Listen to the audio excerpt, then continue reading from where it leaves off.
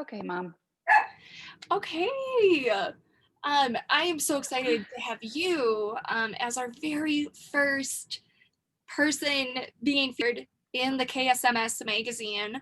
And I was just telling you that I love magazines because they allow you to meet someone like where they're at. And oh, this season kind of, so we're, just as we were talking about, we're going back into kind of more COVID lockdown, whether it's government issued or whether it's a personal like choice that many people are making. But we're going to go into this kind of dark season that's going to be potentially full of a little bit more solitude than normal, and I'm just so excited to have you here because I feel like so many reasons. So very first, why don't you, to get us started, why don't you introduce yourselves? Tell me a little bit. I just wanted to hear your company role, and Mhm. then also introduce yourself personally as well. Great. Well, gosh, my whole life's mission is to have everything that I do help end loneliness. So as we go into, and I know, you're on a similar mission, as we go into, frankly, fall and winter period as human beings. But also, potentially with more solitude and isolation. I really look at my work and my life and my way of being as like, how can I contribute to connection, right? So it's like, it's all aligned with who you are, which is why I love and care about you so much. So in the collective academy world, when I function, I like to think as like a one in front of many. That's my work, one in front of many. Um, I really focus on, and we've been able to do this successfully a number of times now, virtual leadership programming.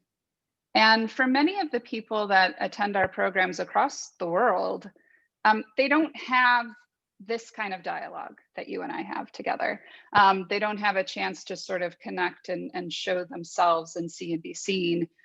So we put it under the guise of leadership. And one of the things that I'm learning is leadership is, and I think I've probably shared this with you before, leadership is as strenuous as is sustaining a relationship, a partnership, Mhm. an intimate relationship, or raising children. I mean, it's as strenuous.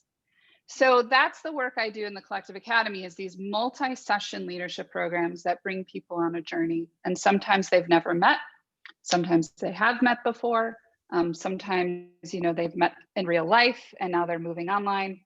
And by the end of it, we are always aiming for a sustainable community. So you want to keep in touch with these people. These people become the people who ask you like, how's it going with your morning routine that you said you wanted to do? So that's that piece. I run that company, and I've been the sole proprietor, the owner for a year. I took the leap from working for someone else into the arms of my friend Todd Connor, who founded the organization. But that's what I do work wise. And then I also am a therapist. So right now I see patients on Fridays. That's like my patient day. And I love that work so much. The time flies by. It's so bizarre, right? You do 1 hour segments with people. And I think what I love about it is it's just this moment in time that we get to be together. And then I don't talk to you for a week. And it's like, it's a special protected space. And then personally, I am in love with Chicago and I'm committed to this city. And I just finished watching a docu-series on Nat Geo called City So Real. And it's this 5-part series that chronicles our last mayoral election all the way through, the lockdown and Mayor Lightfoot's approach alongside racial injustice. And I recently committed to the city. I've always felt like, well, I could go anywhere, and maybe I will. And now I'm like, no, I'm here. Yeah. And from here, I will pivot. And so I'm also a daughter and a friend and a person in recovery and the girlfriend to a wonderful man and, someone who I think is always trying to do better and be of better service to others and get outside of myself. Because when I live in my own head, it's just can get a little crazy in there. So that's me. I love that. I love that. I Yeah. really love how committed to your city you are. And I think so that actually leads me into one of my very first questions. You know, one of the main reasons I want to do this interview is because I've been very impressed with how you have kept social media social this year, in so many ways, because keeping social media social means that there's all sorts of avenues for communication and community on social media, not necessarily just one. And I'm curious with the basically with the dedication to your city, with the dedication to your, your missions, if I will, um, what is what is one best practice that you've learned that you would like to share with Mhm. our readers to help them do the same? Because I think you integrate all of these different facets of your life, and things you really activate for, um, Mhm. well, all across social media. Yeah. I think for me, the strategy I've taken, or just the decision I made, this was a decision I made, was that no matter whether it's, my personal account, the Collective Academy, the Justice Marathon, I want to lift up other voices. So it's important to me on my personal account. I have Women in Action every week, and it's self-serving because I think everything that is of service is also self-serving. I mean, Yeah. it allows me to really call into intention a woman I know, and I love women so much. A woman I know that has something that I want, whether it's more confidence, or greater access to different audiences, or courage, and it gets me in conversation with them. But it also allows me to sort of, when Black Lives Matter and the movement after George Floyd's murder really took shape, there was a lot of like, what do they call it, better than I do, like sharing accounts. What's that called? I forget. Like You cross. come on my platform. Yeah, like cross promoting. Like you come on my platform. Oh gosh, I mean, just I know. collaborations, just Yeah. introducing your audience to someone else's audience. Yes. So even I think for me, that's my small way, Women in Action on my personal profile. We do Leaders in Action on the Collective Academy, and it's people who, again, action is the key word for me. I want to be able to see that you're moving and like taking shape, and that something's happening, and I think especially in solitude, especially in isolation, especially with the world getting smaller, I don't look anymore at people who are taking action as like, well, why can't I do that? Instead, I'm like, I want to track in the wind of your sails, right? And I want to help move you. Um, so that's a just a decision that I made to have my page not just be about me. But I also think that I'm trying to, with social media, start a conversation, or add to, the positive, uh, and add to the true. Um, what's true for me today is, Mondays are really sacred for me. And what's true for me is like, I really wanted to take time this morning to even just think about like, what progress have I made? And progress is not, we talk about this, it's moment to moment over time. Mhm. And so I like to share the progress I'm making on social media, because I think it's inspiring. And that's the feedback that I get, because I know I love to read it. So Yeah, those are a couple things, like sharing your progress. Don't be shy about it. And yeah. then also lifting other people's voices, like how can you feature other people? I think that's really important. I think that is really important too. So let me reflect back on what I heard, just for our purposes when we go to look at this magazine article. I'm really hearing so look for action. And one thing I like Mhm. about you is that you take a lot of action offline and you share the action that you take offline online. Would you say Mhm. that's Yeah. okay? Lift other people's voices and share your reach. by Yeah. creating. Yep. Then share your progress. Hmm. Is that kind of Yeah. 3 things? Yeah. I That's love great. that. I love Well that. said. You came up I with got around to it. No, this is going to be so good, and I'm so excited for people to watch this full-length interview with us. Hello, everyone. Hello. I'm so excited for them to watch this because I think hearing it all is really amazing, and then also boiling it down to a few characters in a Right. magazine is really impactful as well. I dig that. Right.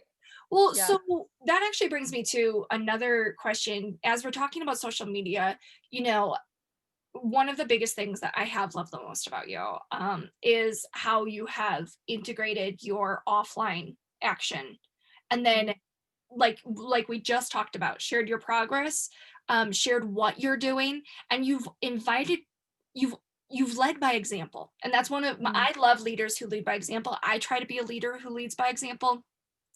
But I've also noticed you do frequent posting. You were like me. We like social media. We use Mhm. social media as a channel to lead, but too much social media can really have an adverse effect. And Mm. I'm curious, what tips or tools are you using to stay mentally strong while, and I assume your social media usage has increased from COVID, Mhm. from this period. I really didn't know you before, so maybe tell us just a little bit, has it increased? And what tips or tools have you used to say, yes, I'm using these tools more and I'm setting some boundaries? Do you mind talking to us about Mhm. that? No, I think that's great. And I'm so glad I met you without meeting you. I mean, thanks to social media. Yeah. It's the best case scenario. So I want to first start by saying I have help. Um, and I think of a lot of my work as like leaders and CEOs and large organizations offloading some anxiety, right? Great leadership is like know what you're good at, outsource the rest. I Mhm. think it's pretty simple in that way. So I've never had help with social media. I was always of the ethos, and I think a lot of women do this, especially women leaders, of like, well, I can do it, so I will, right? So I hired a professional to help me, and I pay her. I pay her $900 a month to basically outsource my anxiety. And the anxiety is this. This is the anxiety. Will anyone like it? How will I know it's working? What does it mean about me if no one likes it? Right? All of these things. Yeah. And so I have a little hands off, hands on kind of approach that Mhm. has really helped me. I love Um, and, that. and bringing in Tyler, who works with me, she is also just in charge of like making it real, right? So I spend some time in our content calendar just about every week. Um, like sort of adding things will come up to me, I'll read something and then I'll just populate it. And she kind of takes my anxiety, my brain dump, and puts it into something that's just structured, and then I let it go. Mm, Um, so that's the part that you see. mhm, The part that I participate in now, the boundary is actually I let it go once I've put it in the content calendar. mhm, Um, and the second thing is that I really try and spend some time every day on Instagram in particular. Facebook, it's a little harder for me to get to. LinkedIn, I can do too. And just post on other people's stuff. I mean, I don't follow a lot of people. That's part of my boundary too. that's a In great fact, I've unfollowed some people this year that reached out to me and they said, "I noticed you unfollowed me." And I think that's an important conversation to have, because if it is social, if I all of a sudden stopped seeing you or stopped stopping by your office at work, you'd have something to say about it, right? So I appreciate that. I think sometimes I'm like, "Oh, it's no big deal. Like, why do you even care?" But of course you care. That's okay. And my rationale for unfollowing a few people was like, I want to fill my feed with laughter, justice, beauty, and love. Like, and love meaning like I love Amanda, so I'm going to follow her. Now that's not everyone's strategy, but for me, I wanted to follow people that really know me, or want to get to know me. Mhm. And so that's the decision I made. Now, I'm always kind of thinking like stuff will be in my feed and I unfollow sometimes and then I'll follow again. I mean, it's a whole living, breathing organism. But yeah, those are a couple of things that I think, boundary wise, getting help and really like curation, and being I was going to say like unashamed to curate, I unashamed to love unfollow, but that. then also noticing there's another person on the other side of that might have an experience. And very rarely have I had a confrontation as a result, but it's happened, Yeah. you know, How did and I you wanted to have a reason, right? Yeah, can you I think that's a conversation that I would love to ask how you handled that and just any tips because while I don't think it'll make it into the magazine, I really think that there will be people watching who will have those situations and Mhm. especially as a therapist and as frankly just a really high level leader. How'd you handle that conversation? Yeah. Well, what made it easy to handle it was a very intentional decision, from a place of my values. So if I know what I'm using the tool for, um, then I can make a decision that isn't personal. It's actually very much about right now, like what I said, I'm focused on, curating stuff for the Justice Marathon and learning about racial justice and confronting my whiteness. And that's important to me. Um, and then I want to be, I want to follow people that I know or that are actively working on having a relationship with me. And that takes time and energy. And so the way that I handled that, I actually think I said basically that. And I wish you well and good luck. And that I don't know if she unfollowed me. I haven't looked, because I don't look at that actually. I have people unfollow me. Like I'll look at the number and I'll be like, oh my God, it went down. And then I'll be like, okay, I don't need to know who left. And Yeah, I know there's all these apps that measure like who left, and I'll I agree. stay away. I do not look Stay away. and I've even set a boundary with myself. I do not memorize that number. I don't I do not take That's follows as good. a measure of my self-worth. And I know that the way that I am consciously curating who I want to follow, I hope other people are doing that the same. And the other thing is, I know I'm not meant to hit every single person. Do you know what I mean? My Right. message isn't going to resonate with every single person. So I have a very similar belief system with that as well. Yeah. One of the core values that I have is depth.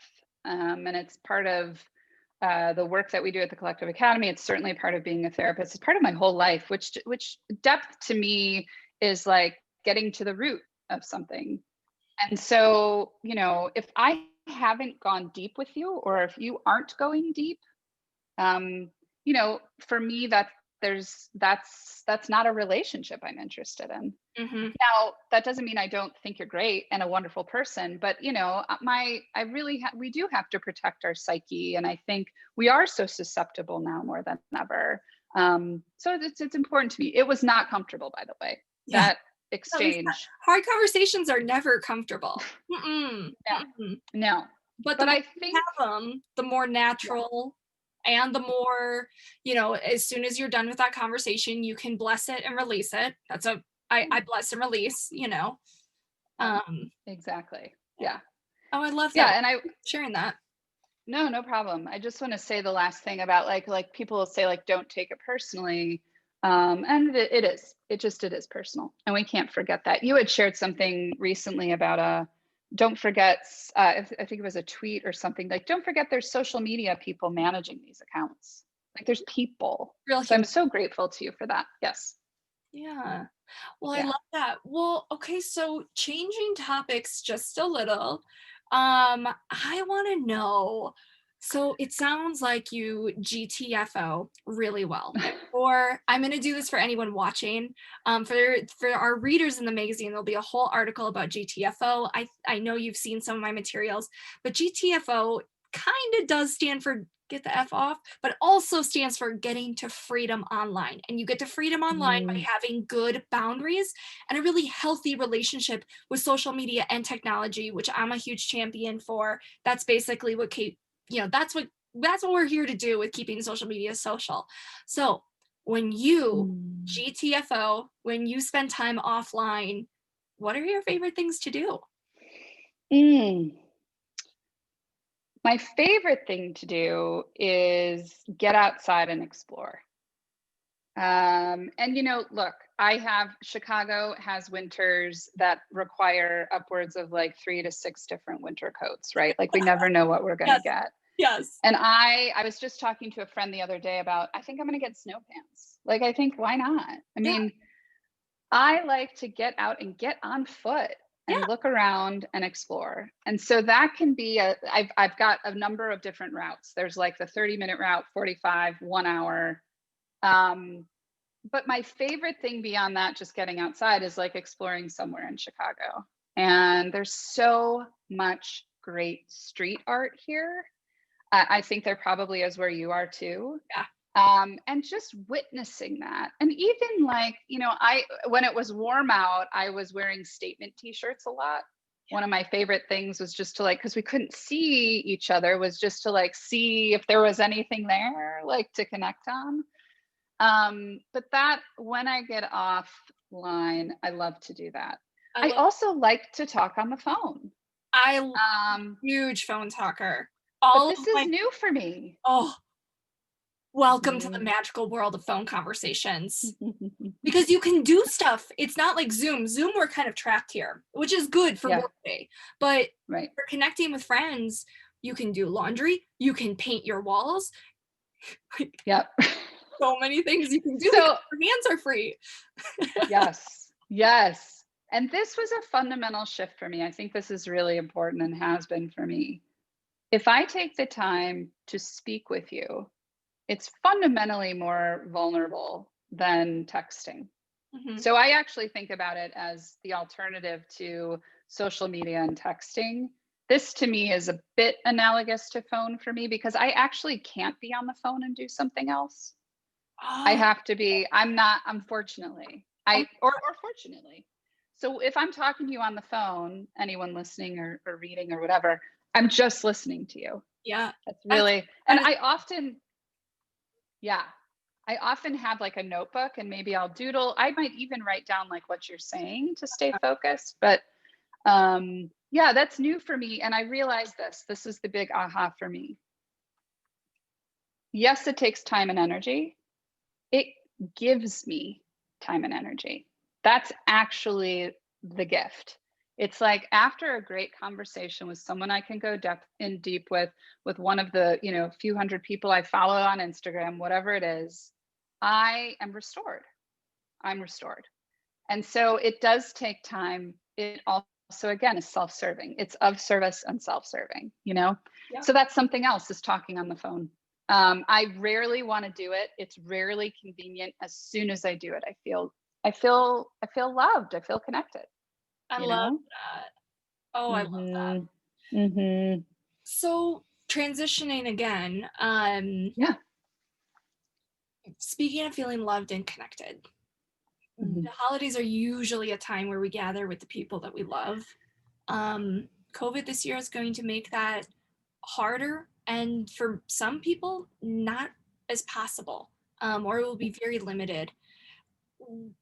I guess my question is, how are you using the digital world to stay connected with your community and your family and your friends? I know we just talked about staying on the phone, but do you use the digital world to do that in any way? I do.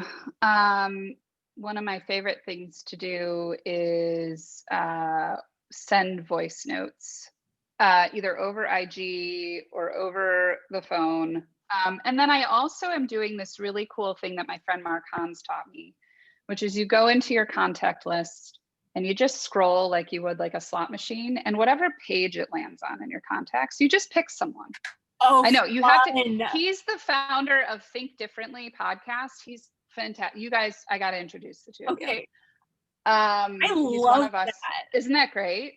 So just this morning I did it with my friend Bridget McLemore. She runs a big unit of Edward Elmhurst Healthcare. I haven't seen her since we had pancakes last summer. I mean, it's just been like too long. Saw her name. I was like, boom, yes. Sent her a text. I'm thinking about you. I haven't called the people I roulette with yet. But again, I'm working my way up to it. That to me is a way to stay connected, using the virtual space. And then I also really like to comment on people. Like I try and interact with Instagram stories a lot, like just so people know that I'm watching and listening and I'm see them. That feels really important to me. And I haven't done Zoom like hangouts. That to me, I actually don't like those. Yeah. So I think so far those are kind of the things that I would say I use the virtual space for. I love Yeah, yeah. that. So yeah, and then at the iPhone now, I'm sure with these widget updates, right? If you have an iPhone, it populates like favorite photos. So sometimes a photo will come up of my friend Christina, and I'm like, oh my God, you look so pretty. Remember this? Like, just like there's some nostalgia, right? Oh, That's what the holidays I think makes it hard and also makes it so sweet is we're reflecting. So don't reflect alone, I think is part of the invitation for the holidays, you know, those people that someone said to me once, I don't know who it was, but if you're thinking of someone, let them know. If they're crossing your mind, tell them, you know, don't pause on that, like take action on that. I love that. I love that. So from a therapy perspective, because this kind of really Mhm. goes into one of my next questions, I love the don't reflect alone. What are the other, what is like the number one piece of advice you're giving your therapy clients as we approach this specific holiday season this year? Mhm. The more expectations you have, the less likely there will be sort of peace or serenity available. Mm, So I'm a big fan of taking the time you need to come into a space or to not be in a space, to just understand like, where am I at? What do I need? What do I want to contribute? You know, anxiety is the most contagious emotion. Calm, though, is just as contagious. So, how can you come in calm and tap out if you don't feel that sort of that energy? Um, and I think the expectations and serenity like that, like just everyone is suffering right now. And in my head, part of the key is like stay connected, but stay connected to source, whatever that means to you. I think it's probably going to mean like people, other people, right? And if you don't have those people that you feel like you can kind of go to and be like, I'm going nuts. I need support. Do you have 5 minutes? You know, part of what I think you can find is like maybe social media can help you with that, right? Maybe you can go to accounts like yours, to accounts like mine, send a DM to someone you've never talked to. Say, you know, I'm really struggling. Like, how's your Thanksgiving going? Engage. You never know.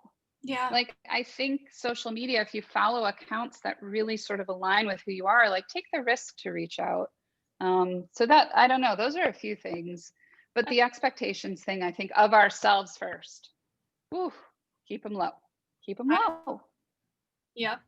I Yeah. love it. I love that. I love the staying connected to source. And I think it's such a good reminder that we are all like divine human beings Hmm. who all have a connection. And so I think sometimes, people have that tendency to crawl in themselves and keep trying to find it. But sometimes, asking a friend or calling a friend and, being vulnerable enough to be the first one to send the DM or pick up the phone Hmm. or make the connection. And I do think that that's a vulnerability. And as Brene tells us, that's also a huge, huge strength. And so if I Yeah. could just like add that on there is, even if you are the one making that reach out, wow, like that is incredible. And that is vulnerable and it's incredibly strong. Hmm. I agree. I agree. So let's get into the final questions. These are Okay. just a series of fun questions. Okay. So You told us that you like to walk, and I know when it was summer and you didn't have to have 3 coats, you had tees with graphic designs. Tell me what your favorite message of your shirt like, tell me what your favorite shirt says. Oh, let me think. The reason I'm thinking about it is I can't remember exactly how it's laid out on the shirt. So we'll skip that. Swipe left. Uh, oh, no, I'll have to come back. Okay. One that I love is Everybody versus Injustice. It comes from a great company out of Detroit, Detroit versus Everybody. Detroit is my second favorite city. I love it for a myriad of other reasons. But it isn't controversial, except it is, you know? And so I really loved wearing that because it got me into conversation with a couple people. There's a lot of Detroiters and Michiganders in Chicago. It's sort of like where everyone comes after grad school or undergrad. But yeah, I really love that one. There's a shirt that just says feminist, and it's from Chic Shirt Shop here in Chicago. She has the best t-shirts. And I like it because it's got pink on it. I love it. There you go. You know, it's kind of simple. My favorite one that I will be recreating when we launch our clothing line, which is coming soon. Yes. Wait, I need more help. So I know. when we have more help, I will be launching more things. But when I was a child, I had this shirt, and it was about the color of my wall, pink, and it said "Made You Smile," and it had like it had a little sun on it, and that was my favorite. So I love but that. Sorry. Yeah. I interrupted you. I actually think, now that I'm thinking about it, so the Justice Marathon created t-shirts. And I love the front, it's just the logo, but on the back it says "in training." And I love that too, because it's like I've never trained for a marathon in my life, and I won't. Like, it's not interesting to me. Yeah. And my body doesn't do stuff like that. But I love the idea that we're in training. And so, yeah, that's my other favorite shirt. I love that. Oh, I get that. Okay. Next fun question. So I know you love walking, but have you picked up any new hobbies or any new artistic pursuits, like more inside, especially as we go into what I'm calling like deep, dark, cozy winter? Yeah. I thought about this one, and this was a tough one for me to answer, because I probably feel comparative to, like, well, should I be creating art? Like, what? I get nervous. I've always gotten nervous about this question because it's like artistic. No, I mean, Artistic. be reading. What does it mean? Hobbies, right? Like, so you could be reading. You could be, even if you were, if you found any enjoyment in cooking. Even if like you like to reorganize a certain area of your house a certain way. Sorry, when I have these thoughts in my head, it's like finding joy in things that we don't always advocate doing. You're never going to see a commercial for this. Do this on television. Right. Does that right. Does that help give it a little bit of context? It does. And it doesn't mean I think it's just interesting to observe myself being like, I should be more of this, right? Especially I admire all of your creative outlets. So let me just say, I think creativity for me doesn't have to cost anything. And I'm telling myself that. Yes. Right. So yes, actually, I will say I have plants now, and I never had plants. Plants. I bought my first plant for my home before COVID, but you know how it goes with plants. It's like there's one, and then there's a couple others, and then so I've got 5 houseplants right now, and I just got this little kit in the mail that's growing basil inside. And I will say, my mom, our garden growing up was just immaculate, and not perfect, but immaculate because she spent like sovereign divine time out there. You know what I mean? Like, it really was her happy place. So it's in me. My dad also like loved lawn care. So I'm like tending to these plants and I prune them. And I just like, I can't believe how much they're growing. Yeah. Like when everything else is sort of like fall is all about death and dying and revisiting sort of the work you need to be doing. But these plants, I just love them. I love each of them. So that's one thing. I love Yeah, that. That's amazing. Have you named them? I have not. Okay, no. I named mine and then they all died anyway. I have a black thumb. I Okay. have many talents in the world. Plants are not one of them. And I cannot buy real plants. Like I'm on a Okay. hard boundary with myself. I can buy fake plants, which I do Okay. often. Okay. But cannot buy real plants. Just not Right. a place in my life where that's possible. But That's maybe okay. someday. I'm Maybe. growing and learning, but not today. Got it. Yes. Got it. Got it. Yeah. Final question. What did you love the most about your favorite toy when you were a child? So I should have brought this down. Full body. Guess what, everybody? I have a body. Woohoo! Wearing pants. Thanks, right? These.